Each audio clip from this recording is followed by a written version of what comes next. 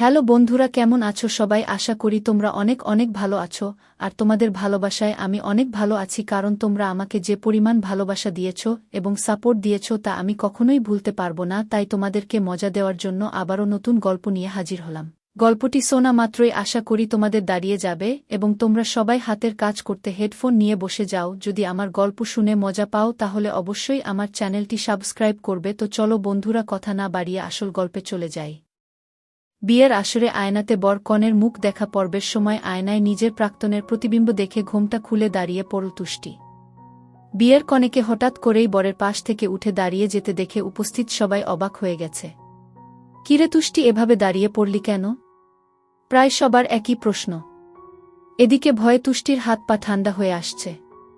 সামনে বসে থাকা রুক্ষ মানুষটার মুখে সেই চিরচেনা বাঁকা হাসি, যা দেখে তুষ্টির ভয়ের পরিমাণ আরও বৃদ্ধি পাচ্ছে। তুষ্টির এমন কাণ্ডে তার মা জুই বেগম উঠে এলেন স্টেজে। মেয়ের পাশে দাঁড়িয়ে মেয়েকে কাছে টেনে নিলেন। তুষ্টি, কি হয়েছে মা? এভাবে দাঁড়িয়ে থাকলি কেন? ও মা, আমার কি বিয়ে হয়ে গেছে? এটা কি ছোটদের মতো প্রশ্ন? মা, বিয়ে হয়েছে, তোমার সবার সামনেই হয়েছে। মাত্রই না 3 কবুল বললে। ও মা, আমি কোথাও যাব না, আমাকে এখানে রেখে দিলে হয় না। জুই বেগম জোর করে সবার দিকে তাকিয়ে হেসে এটা বুঝাতে চাইছে যে কিছুই হয়নি, সব ঠিক আছে। তবে মেয়ের এমন অসহ্য কথায় তার প্রচণ্ড রাগ হচ্ছে। তুষ্টি, মা, স্বামীর পাশে গিয়ে চুপচাপ করে বসো। একটা যদিটু শব্দ তোমার মুখ থেকে আমি শুনেছি, তাহলে তোমাকে আমি সবার সামনে মারব। মা, ও মা, আমি। তুষ্টি। মায়ের ধমকের কাছে তুষ্টি সর্বদা কাতর, কারণ জুই বেগম ছেলে মেয়েদের রাগ করেন না তেমন, কিন্তু সামান্য একটা ধমক দিলেও বুঝতে হবে তারা অনেক বড় অন্যায় করে ফেলছে, যার কারণে মা রেগে গেছে। তুষ্টি বেচার নিজের সেই কাপা কাপা শরীর নিয়েই আবারও নিজের সদ্য স্বামীর পাশে বসে পড়ে। এরপরে সেই আয়নাটা আবার নিয়ে তাদের সামনে রাখা হয়। এবার তুষ্টির বোন এবং কাজিনরা তাকে প্রশ্ন করে, আয়নার ভেতর কি দেখতে পাচ্ছেন দুলাভাই? পাশে বসে থাকা পুরুষটা নিজের সেই হাসি ঠোঁটে বজায় রেখেই বলল, আমার পৌষমাস। বরের এমন উত্তরে সবাই বেশ অবাক হয়। তবে কনের বোনরা দুলাভাইয়ের এমন উত্তরে তাকে পাল্টা প্রশ্ন করে, তারপর কি দেখতে পাচ্ছেন দুলাভাই? কারোর সর্বনাশ। প্রয়াণের কথা শুনে তুষ্টির ভেতরের পানি সব শুকিয়ে চৈত্রের খরা হয়ে যাচ্ছে। ধুর, দুলাভাই না ভীষণ রসিকতা করে। চল তুষ্টি, তুই বল, কি দেখছিস আয়নাতে? তুষ্টি কিছুই বলছে না। এটা দেখে জুই বেগম বিষয়টাকে এড়িয়ে যেতে বললেন, অনেক হয়েছে, সব রকমের রিচুয়াল শেষ, এখন ওদের খেতে আসতে দে। জুই বেগম প্রণয় আর তুষ্টিকে নিয়ে খাবার টেবিলে বসায়। সেখানে কনে পক্ষ এবং ছেলে পক্ষ উভয়ের অনেকগুলো মেহমান উপস্থিত ছিল। এই বিয়ে বাড়িতে প্রতিটা মানুষই কোনো না কোনো কাজে ব্যস্ত। তবে তুষ্টির কপালে জমে থাকা বিন্দু বিন্দু ঘামের কণা কেউ লক্ষ্য না করলেও তার মা কিন্তু ঠিকই লক্ষ্য করেছে। তবে কি মেয়েটাকে জোর করে বিয়ে দিয়ে কোনো ভুল করল তারা? এটা ভেবেই জুই বেগমের হৃদয় কেঁপে উঠছে বারবার। বিবাহের সমস্ত আচার অনুষ্ঠান শেষে এখন বিদায়ের পালা। তুষ্টি মা বাবার ছোট সন্তান। এত আদুরে মেয়েটা প্রচণ্ড কান্নাকাটি করছে, যেন কেউ তার এই করুণ অবস্থা দেখে তাকে এখানেই রেখে যেতে বলে। কিন্তু পৃথিবীর অনেকগুলো সত্যির মাঝে এটাও একটা অনেক বড় সত্যি যে বিয়ের পর মেয়েদের তার বাবার বাড়ি ত্যাগ করতে হয়। তুষ্টির বাবা মতিউর মির্জা মেয়েকে তার সদ্য বিবাহিত জামাই এর হাতে তুলে দেয়। আমার বড্ড আদরের মেয়ে বাবা, ওকে ভালো রেখো। চিন্তা করবেন না বাবা, ওর সব দায়িত্ব আজ থেকে আমার। প্রণয় চৌধুরী যখন কিছুর দায়িত্ব নেয় তখন সেটা অক্ষরে অক্ষরে পালন করে। ধোকা আর ছল চতুরামি না আমি পছন্দ করি না, আমি নিজে করি। তোমাকে আমি অনেক ভরসা করি বাবা, চিন্তা করবেন না, আপনাকে অভিযোগ করার কোনো সুযোগ আমি দেব না। প্রণয়ের কথা শুনে মির্জা সাহেব মেয়েকে বিয়ের জন্য ফুলের সজ্জিত গাড়িতে তুলে দেয়। গাড়ি এর পরে চলা শুরু করে তার নিজের গন্তব্যের দিকে। প্রণয়ের চেহারায় একটা গম্ভীর এবং কঠোর মনোভাব প্রকাশ পাচ্ছে। পাশে বসে থাকা চাতক পাখি তুষ্টির গলা শুকিয়ে কাঠ হয়ে গেছে। একটু যে পানি চাইবে সেটাও সাহস করতে পারছে না সে। প্রয়াণ কোনো কথাই বলছে না, আর তুষ্টি অনেকক্ষণ যাবত ফুপাচ্ছে। হঠাৎ হঠাৎ করে কেঁপে উঠছে, অর্থাৎ হেঁচকি তুলছে। সামনের রাস্তা অনেকটা। তুষ্টিদের থেকে প্রেয়নের বাড়িতে যেতে প্রায় 5-6 ঘন্টা সময় লাগে। তুষ্টির সাথে আসার মতো এসেছে তার ছোট খালামনির মেয়ে, যে তুষ্টির বেস্ট ফ্রেন্ড এবং কাজিন দুটোই। তবে সে এই গাড়িতে নেই। এখানে প্রণয় আর তুষ্টি দুজন একেবারে একা। তুষ্টির ফুপিয়ে ওঠা প্রণয়কে এবার বিরক্ত করছে। অনেকটা সময় ধরে নিজেকে সামলে রাখলেও এবার আর পারল না। তুষ্টির নরল হাত নিজের শক্ত হাতের মাঝে নিয়ে চেপে ধরে প্রণয়। হঠাৎ করেই প্রণয়ের এমন আক্রমণে তুষ্টি ভরকে যায়। আহ, ব্যথা পাচ্ছি আমি। কাঁদছিস কেন? এত কাদার কি হয়েছে? এই মায়া কান্না বন্ধ কর। সামনে দিন পরে আছে, এই অশ্রুগুলো সামনের দিনগুলোর জন্য তুলে রাখ। তখন তোর এই চোখের পানি শুকিয়ে গেলে আমি মজা পাব না। প্রয়ন তুষ্টির চুলগুলো পেছন থেকে ধরে নিজের কাছে নিয়ে আসে। একদম আমার নাম তোর এই নোংরা মুখে নিবি না। কি ভেবেছিলি এই প্রণয়ের বুকে আগুন জ্বালিয়ে দিয়ে অন্য ছেলের সঙ্গে ঘর বাঁধবি? এই তুষ্টি তুই ভুলে গেলি কি করে এই প্রণয়ের বুকের আগুন নেভানোর জন্য তোর নয়ন থেকে গড়িয়ে পড়া ওই নোনা জলের প্রয়োজন। প্রণয়ের শক্ত থাবা থেকে তুষ্টি কোনোভাবেই নিজেকে ছাড়াতে পারছে না। তবে ব্যথায় তার চোখ বেয়ে পানি পড়ছে টপ টপ করে। আর এক ফোঁটা চোখের পানি যদি নিচে পড়ে তাহলে বাসর ঘরের কাজটা অগ্রিম এই গাড়িতে শেষ করব আমি। আর তুই ভালো করে জানিস এই প্রয়ন চৌধুরী যা বলে তাই করে। বলেছিলাম তোকে আমার সামনে দিয়ে তোকে কেউ বিয়ে করে নিয়ে যেতে পারবে না। বলেছিলাম না বল? প্রণয়ের প্রতিটা কথার সাথে তার থাবার জোর বেড়েই চলেছে। তুষ্টির মনে হচ্ছে চুলগুলো বুঝি এই মাথা থেকে ছিঁড়ে সব প্রণয়ের হাতে চলে আসে। কি হলো উত্তর দে।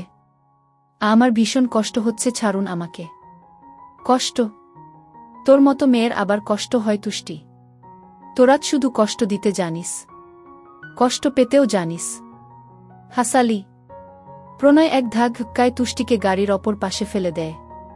প্রণয়ের ধাক্কায় তুষ্টি ছিটে গাড়ির যে প্রান্তে গিয়ে পড়ে সেখানের দেয়ালের সঙ্গে গুতা খেতে হাতে এবং মাথায় আঘাত পায়। কান্না বন্ধ কর। প্রণয়ের চিৎকারে তুষ্টি একেবারে চুপ হয়ে যায়। মুখ দিয়ে কোনো প্রকার শব্দ করার সাহস তুষ্টির আর নেই। চোখ দিয়ে গড়িয়ে পড়ছে পানি, তবে মুখে কেন কথা নেই। বিয়ের সময় দেওয়া কালো কাজলটাও লেপটে গেছে। প্রণয় আর একটা বারের জন্য তুষ্টির দিকে ফিরে তাকাল না। ইনি প্রণয় চৌধুরী, বিখ্যাত হীরা ব্যবসায়ী আলতাফ মাহমুদের বড় ছেলে। পেশায় নিজেও একজন ব্যবসায়ী। অবশ্যই বাবার এত বড় ব্যবসা তারই দৈত্য। প্রণয়ের একটা ভাই আছে লাবিদ চৌধুরী, যে অবশ্য প্রণয় থেকে বেশ ছোট, এবং একটা বোন আছে যার বয়স তুষ্টির সমান। অর্থাৎ তুষ্টি এবং প্রেমা একই ক্লাসে পড়ে। প্রণয়ের মতো শান্ত স্বভাবের মানুষ হয়তো পৃথিবীতে দুটো হয় না। কিন্তু যদি একবার কেউ তাকে ধোঁকা দেয় তবে তার জন্য প্রণয় হয়ে যায় কালবৈশাখী ঝড়। তবে প্রণয়ের জীবনের কোনো অধ্যায়ের সাথে তুষ্টির সম্পর্ক, এটা আমরা ধীরে সুস্থে জানব। আমার বিয়ে হয়েছে আজ 3 দিন, কিন্তু সায়ান সারাদিন আমার সাথে স্বাভাবিক থাকলেও রাতে ঘুমানোর সময় হলেই আস্তে করে পিয়া তুমি শুয়ে পড়ো বলে বালিশ নিয়ে মায়ের রুমে চলে যায়। আবার ভোরের দিকে ফিরে এসে বিছানার পাশে রাখা ডিভানে শুয়ে থাকে। আমি ব্যাপারটা প্রথমে স্বাভাবিকভাবেই নিয়েছিলাম, কারণ আমার শাশুড়ি 1 সপ্তাহ হল মাইল্ড স্ট্রোক করেছেন। মূলত উনার অসুস্থতার কারণেই আমাদের হুট করে বিয়ে হওয়া। এমন হুট করে বিয়েটা সায়ান আমার দুজনের জন্যই একটু বিব্রতকর ছিল। তবুও আমি যতটা স্বাভাবিক হওয়ার চেষ্টা করছি সায়ান যেন ততটা আড়ষ্ট হয়ে চলছে। ভেবেছিলাম মায়ের অসুস্থতা হয়তো ওকে ভাবিয়ে তুলেছে, কিন্তু ব্যাপারটা যে অন্য কিছু তা আমি তখনও ধরতে পারিনি। গল্প সিনেমায় যেমন দরকারি সময়ে মোবাইলের চার্জ থাকে না বা নেট পাওয়া যায় না, রাতে ঝড় উঠে, আশেপাশে কেউ থাকে না, তেমনি আন্টির মানে আমার শাশুড়ির অসুস্থতার সময় উনার আত্মীয়রা কেউ ঢাকায় ছিল না। সবাই সিলেটে এক বিয়ের অনুষ্ঠানে ছিল, আর সায়ান ছিল ইংল্যান্ডে ওর বন্ধুর বিয়েতে। আন্টি গাড়িতে হঠাৎ অজ্ঞান হয়ে যাওয়ায় ড্রাইভার ঘাবড়ে গিয়ে সামনে আমার মেডিকেল কলেজ হাসপাতাল পেয়ে তাতেই ভর্তি করায়। আমার ইন্টার্নশিপ শেষ হতে তখন মাত্র কদিন বাকি ছিল। আন্টি আমার পূর্ব পরিচিত বলে উনাকে দেখেই আমি চিনে ফেলি আর নিজ দায়িত্ব নিয়ে সব কাজ করি। ড্রাইভার কিছু বুঝতে পারছিল না বলে আমি আন্টির মোবাইলে সবার সাথে যোগাযোগ করি। সায়ানের আত্মীয়রা প্রথমে অনেক টেনশনে পড়ে গেলেও আমি উনাদের আশ্বস্ত করি আর সময়ে সময়ে ইনফরমেশন পাঠাই। অবশ্য উনারা রাতের মধ্যেই সব ঢাকা চলে আসেন। সায়ানের সাথে আমার যোগাযোগ হয় ভিডিও কলে। ভিডিওতে ওর চেহারা দেখে আমি ভেবেছিলাম কলেজ পড়ুয়া কোনো ছেলে, আমার ছোট ভাই প্রত্যুষের বয়সী হবে। অসম্ভব মায়াবী নির্মল চেহারা, মায়ের টেনশনে অস্থির, কান্নাকাটি করে চোখ ফোলা, নাকের আগা লাল। মনে হচ্ছিল যেন মোবাইলের ভেতর দিয়েই মায়ের কাছে ছুটে আসবে। ফ্লাইটে 2 দিন পরের ইমার্জেন্সি টিকিট পায় সে। এ দুদিন আমার মাথা নষ্ট করার উপক্রম। ওর যন্ত্রণায় আমি আন্টির সাথে রাতে থাকতাম আর কিছুক্ষণ পর পর ভিডিও কলে তার মায়ের ঘুমন্ত মুখ দেখাতাম। ইংল্যান্ডে বসে বসে সায়ানের অতিরিক্ত অস্থিরতা আমাকেও অস্থির বানিয়ে ফেলত। মাইল্ড স্ট্রোক করায় আন্টি এতটাও অসুস্থ ছিলেন না। প্রথম দিন উনার উপর দিয়ে ধকল গেলেও পরদিন থেকে উনি কিছুটা সামলে উঠেন। কিন্তু সায়ানকে কে বুঝাবে? আন্টি নিজেও সায়ানকে বুঝিয়েছেন তিনি সুস্থ আছেন। তবুও সায়ান শান্ত হতো না। এক সময় তো আমি ধমক লাগাতাম, এত কেন অস্থিরতা? আন্টির সামনেও একবার ধমক দিয়ে বসেছি। পরে আন্টি কি ভাবলেন ভেবে চোরা চোখে তাকিয়ে দেখি উনি মিটমিট করে হাসছেন। বলেন, আমার ছেলেটা একটু বেশিই ছিচকাদুনে, মা ছাড়া কিছু বুঝে না। আমি দিব্যি ভালো আছি বলার পরও তোমাকে জ্বালাচ্ছে। ভালো করেছ, বকে দিয়েছ। সায়ান আমাকে প্রথম দিন থেকেই কেন জানি তুমি তুমি করে বলেছে। আমিও তুমি করেই কথা বলেছি পিচ্চি ছেলে ভেবে। কিন্তু হসপিটালে যখন প্রথম সামনাসামনি ওকে দেখলাম আমি তো তখন রীতিমতো ধাক্কা খেলাম। 6 ফুট লম্বা, পেটানো শরীর, সুদর্শন এক ছেলে। বড়লোকের লুতুপুতু একমাত্র ছেলে, সুদর্শন হওয়া তো স্বাভাবিক, কিন্তু সায়ানের চেহারায় অনেক বেশি ছেলেমানুষী মায়া মায়া ভাব ছিল। আমি দরজায় দাঁড়িয়ে ওকে দেখতে লাগি। সায়ান তার মায়ের হাত নিয়ে নিজের মুখ চেপে বসে আছে। দুচোখ বেয়ে অশ্রু পড়ছে আর নাকটা লাল হয়ে আছে। মায়ের প্রতি কি অদ্ভুত ভালোবাসা! আমি মুগ্ধ হয়ে দেখতে থাকি এমন দৃশ্য। মা ছাড়া যে তার জীবন অন্ধকার তা আমি ভিডিও কলেই হাড়ে হাড়ে টের পেয়েছিলাম। কিন্তু সায়ান তো মোটেও কলেজ পড়ুয়া বাচ্চা ছেলে নয়, রীতিমতো বর্ষর সুপুরুষ, আমার চেয়ে তো মিনিমাম 3-4 বছরের বড় হবে। আমি ভিডিও কলে তা মোটেও ধরতে পারিনি কেন? আমার এত বিব্রত লাগছিল। আন্টি আমায় দেখেই বললেন, এসো পিয়া, আমার পাগল ছেলে দেখো চলে এসেছে।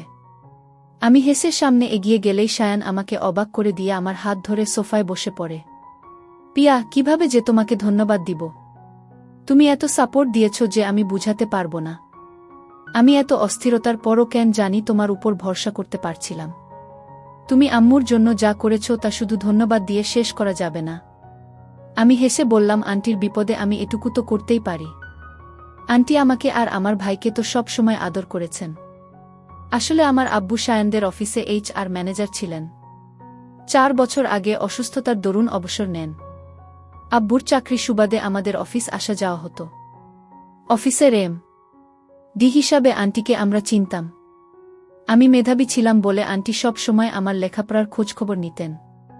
আমি একটু বিব্রত অবস্থায় বললাম, মানে আমি আপনাকে না বুঝে অনেক তুমি তুমি করে কথা বলছি। আসলে আমি বুঝিনি আপনি আমার চেয়ে বড়। ওটা ব্যাপার না। অনেকেই আমাকে বাচ্চা ছেলে ভেবে ভুল করে। তবে তুমি আমাকে তুমি করেই বলো পিয়া। ওটাই স্বস্তিদায়ক। হঠাৎ আবার আপনি আপনি শুরু কর না প্লিজ। আসলে আমি খুবই দুঃখিত, আমি আপনাকে অনেকবার শাসনও করেছি। আমি আসলে আহা, এত চিন্তা করছো কেন? আমি আম্মুর শাসনেই বড় হয়েছি। আম্মুর ধমক না খেলে তো আমার মনে হয় কি জানি নাই আমার জীবনে, বলে সায়ান মায়ের দিকে তাকিয়ে হাসি দেয়। আমি মুগ্ধ হয়ে তাকাই ওর হাসি দেখে। ওর একটা গজদাঁত আছে ঠিক তার মায়ের মতো। সে কারণে সায়ানকে হাসলে আরও সুন্দর লাগে। ওকে এই প্রথম আমি হাসতে দেখলাম। সায়ান বল, বুঝলে পিয়া, ধমক খাওয়া আমার ভালোই লাগে।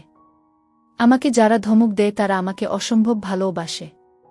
তখন থেকে বিয়ে হওয়ার আগ পর্যন্ত সায়ান আমার সাথে খুব স্বতঃস্ফূর্তভাবে কথা বলছিল যেন আমি তার পরিবারেরই সদস্য, কিন্তু আমাদের বিয়ে হওয়ার পর থেকেই সে কেন জানি আমার দিকে চোখ পর্যন্ত তুলে তাকায়নি। যেন আমাকে দেখলেই তার পাপ হবে। ডিসচার্জের দিন আন্টি যখন আমার আব্বু আম্মুকে আসতে বললেন, আমি তখনও তার কারণ জানতাম না। আব্বু একটা নীরব জায়গায় আমায় নিয়ে গিয়ে যখন বললেন রোকেয়া আন্টি তার একমাত্র ছেলে সায়ানের জন্য আমার বিয়ের প্রস্তাব দিয়েছেন, তখন আমি আব্বুর চোখের কোণে খুশির ঝিলিক দেখতে পেলাম। আব্বুর চোখে স্পষ্ট দেখতে পাচ্ছি উনি আমার উত্তর হ্যাই আশা করছেন। সায়ানকে না করার আমার কোনো কারণ ছিল না। রোকেয়া আন্টি যেমন ভালো মনের মানুষ তেমনি নিরহংকারী। উনার পরিবারের মানুষরাও ভালো। অসুস্থতার সময় উনার নিকটাত্মীয়রা সব অনেক টেনশনে পড়ে গেলেও কেউ আমাকে এক্সট্রা জ্ঞান দেয়নি, স্বনামধন্য হসপিটালে নেবার জন্য হাঁকডাকও করেনি, বরং খুব আন্তরিক ছিল। আর সায়ানকে যতটুকু দেখেছি বারবারই মুগ্ধ হয়েছি। এত মা পাগল পারিবারিক একটা ছেলে। এমন ছেলে বা তার পরিবারকে না করার তো কোনো কারণ দেখি না। বরং রোকেয়া আন্টি আমায় কেন পছন্দ করল সেটাই জানার বিষয়। হতে পারি আমি ডাক্তার, পারিবারিক ও আর্থিক অবস্থান মন্দ নয়, দেখতেও সুন্দরীর পর্যায়ে পড়ি, তবুও তাদের মতো তো বিত্তশালীও নই। সায়ানের জন্য ধনীর আদরের রাজকন্যা তিনি চাইতেই পারতেন। উল্টো আমি যথেষ্ট কাঠখোট্টা মেয়ে। যে মেয়ে মায়ের সামনেই তার আদরের ছেলেকে ধমকাধমকি করে, এমন মেয়েকে মা কেন পছন্দ করবেন? আমি অত শত চিন্তা বাদ দিয়ে আব্বুকে বলি, আমার সমস্যা নেই আব্বু, তোমরা যা ভালো মনে করো। আব্বু খুশিতে আলহামদুলিল্লাহ বলেন। কিন্তু মামনি, আরেকটা কথা আছে। আবার কি? রোকেয়া ম্যাম চাইছে আজই তোদের বিয়ে হোক। তোকে নিয়েই উনি বাসায় ফিরতে চাইছেন। সে রাতেই শ্বশুরবাড়িতে বসে হুট করে অনাড়ম্বরভাবে আমাদের বিয়ে হয়ে যায়। আজ রাতের খাবার শেষে আন্টি আমায় তার রুমে বসতে বললেন। পিয়া, সায়ান নাকি প্রতিরাতে আমার কাছে এসে শোয়। আমি নত মুখে কি উত্তর দিব বুঝে পাই না। গলার স্বর নামিয়ে বলি, আন্টি আপনি অসুস্থ বলে হয়তো ওর টেনশন হয়। তাই? আমি তো হসপিটাল থেকেই সুস্থ হয়ে ফিরেছি। আর পায়ের অবশ ভাবটা আস্তে আস্তে ঠিক হয়ে যাবে। তাই বলে সায়ান নতুন বউ রেখে আমার কাছে শোবে? স্বপ্না না বললে তো আমি জানতামও না। ছেলেটা আমার ঘুম ভাঙার আগেই তো পালিয়ে যায়। স্বপ্না দুদিন ফজরের নামায়ের সময় তা খেয়াল করে আমাকে জানায়। আমি নিশ্চুপ দেখে আন্টি নিজেই বলেন, ঠিক আছে তুমি যাও, আমি দেখছি। আন্টি থাক না, ও তো আপনার ব্যাপারে কেমন অস্থির তা তো আমি দেখেছি। পরে না হয় হয়েছে, তোমাকে আর ওর হয়ে বলতে হবে না। তুমি যাও। আর আমাকে আন্টি ডাকছ কেন? শাশুড়ি পছন্দ হয়নি তোমার? কি যে বলেন আন্টি। আবার আন্টি? মা ডাকো, তবেই খুশি হব। আমি হেসে জিমা বলে রুমে চলে আসি। রুমে সায়ান বসেই ছিল। ওর ভ্যাবাচেকা চেহারা দেখে বুঝি আমার আগে এই মহাশয়ের ক্লাস নিয়েছে আন্টি মানে শাশুড়ি মা। আমার কেন জানি ওর করুণ চেহারা দেখে হাসি পেয়ে যায়। সায়ান দু একটা কথা বলে আবার আমাকে অবাক করে দিয়ে, খিপিয়া তুমি শুয়ে পড়ো বলে ডিভানে নিজে শুয়ে পড়ে। আমার খুব রাগ লাগে। ছেলেটার সমস্যা কি?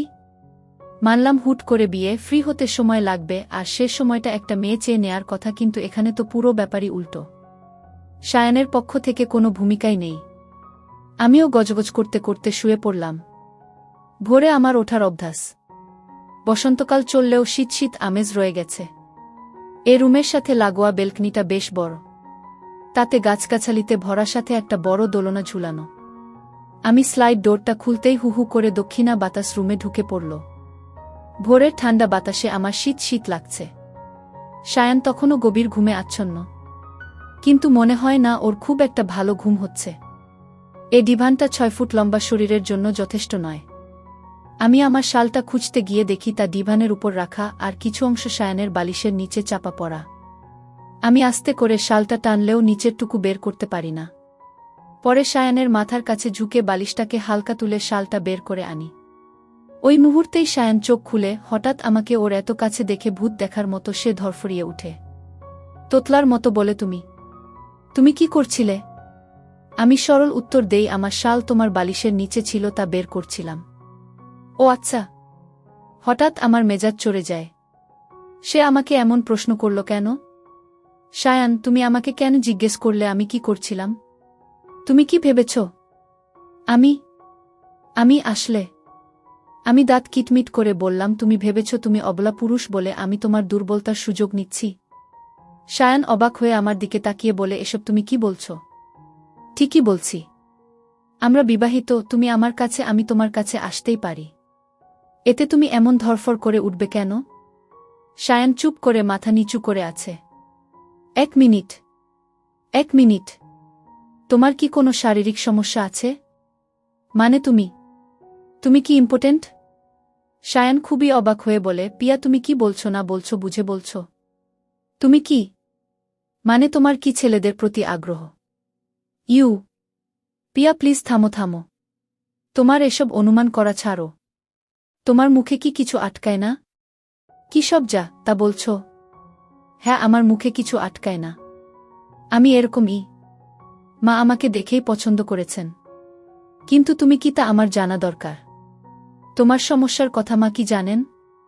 তুমি দয়া করে চুপ কর। আমি ও রকম কিছুই না। আমি জাস্ট। সায়ানের মুখ হঠাৎ অন্ধকার হয়ে উঠে। বুকের মাঝে যেন কোনো পাথর নিয়ে চলছে। তুমি জাস্ট কি? আমি ফেঁসে গেছি পিয়া। আম্মুর অসুস্থতায় আমার কিছু করার ছিল না। তুমি তো দেখেছ আমি কতটা ভীতু আম্মুর ব্যাপারে। হঠাৎ আমাদের বিয়ের কথা বলায় আমি কি করব বুঝতে পারিনি। আম্মু তো ডিসিশন নিয়ে আর সময় দেয়নি আমাদের। আমি তোমাকে কিছু বলার সুযোগও পাইনি। আমি কাঁপা কাঁপা গলায় বললাম, কি বলার সুযোগ পাওনি? সায়ান কিছু সময় চুপ থেকে গম্ভীর কণ্ঠে বলে, আমি একজনের কাছে কমিটেড পিয়া। আমার এফেয়ার আছে। প্রথমে আমার বুঝতে একটু সময় লাগে। আমি আসলে ধরেই নিয়েছিলাম সায়ান হয়তো লাজুক ছেলে, আমাদের এমন হঠাৎ বিয়েতে সে হয়তো একটু সময় চাচ্ছে। কিন্তু এফেয়ার আছে? এখন সমাধান কি? আমি ধপ করে বিছানায় বসে পড়ি। আমার মাথা হঠাৎ এলোমেলো হয়ে যায়। এমনিতে আমি অনেক শক্ত স্বভাবের বাস্তববাদী মেয়ে, কিন্তু এমন পরিস্থিতিতে তো আর কখনোও পড়িনি। আমি কখনো প্রেম ভালোবাসা নিয়ে মাথা ঘামাইনি। সবসময় পড়াশোনায় ডুবে থাকতাম। কিন্তু আজ আমার জীবনে এমন পরিস্থিতি হলো। এখন আমি কি করব? সায়ান অন্য কাউকে ভালোবাসে, সে তার মায়ের কারণে আমাকে বিয়ে করেছে, কিন্তু এখানে আমার কাজ কি? আমি কেন এখানে থাকব যেখানে আমার উপস্থিতি সায়ানের অস্বস্তির কারণ? আমার চোখ থেকে টপটপ করে পানি পড়তে থাকে। সায়ান তার স্বভাবসুলভভাবে আমার হাত ধরে বলে, পিয়া প্লিজ, প্লিজ পিয়া, আমার কিছু করার ছিল না। আমি সানজানার কথা আম্মুকে বলার সুযোগ পর্যন্ত পাইনি। আর আম্মু যে হঠাৎ আমার বিয়ের এভাবে প্ল্যান করবে আমি বুঝিনি। আমি কি করতে পারি পিয়া? তুমি কি করতে পারো মানে? আমি এখন কি করব বলো? প্লিজ পিয়া, এখন কিছুই কর না। আম্মু কেবল সুস্থ হয়ে ফিরেছেন। এখন উনাকে কিছু বললে উনি হয়তো নিতে পারবেন না। প্লিজ পিয়া, তুমি এখনই কোনো ডিসিশন নিও না, প্লিজ। আমি দাঁত কিটমিট করে বললাম, সব তোমার এবং তোমাদের ইচ্ছামতো হবে, তাই না? সায়ান মনে হয় আমার কথায় বেশ আহত হল। চুপ করে মাথা নিচু করে থাকল কিছুক্ষণ, তারপর দীর্ঘশ্বাস ফেলে বলল, তুমি কি চাও বলো? আমি যদি বলি তুমি সব ভুলে আমার সাথে সংসার করো, তাহলে শুনবে? সায়ান আবারও দীর্ঘশ্বাস ফেলে বলল, ঠিক আছে পিয়া, আমি তোমার অপরাধী। তুমি যা বলবে আমি সেভাবেই চেষ্টা করব। আমার মেজাজ এবার সপ্তমে চড়ল। আমি রেগে বললাম, আমি বলবো আর তুমি আমার হয়ে যাবে? তোমার নিজস্ব কোনো মতামত নাই? মা বল বিয়ে করতে তুমি করে ফেললে, এখন আমি বলবো তোমার ভালোবাসা ভুলে যাও, তুমি ভুলে যাবে? তুমি কি আহাম্মক নাকি? আমি কেন তোমার করুণা নিয়ে চলব সারা জীবন? আমি এ বিয়ে মানি না। আমার ডিভোর্স চাই।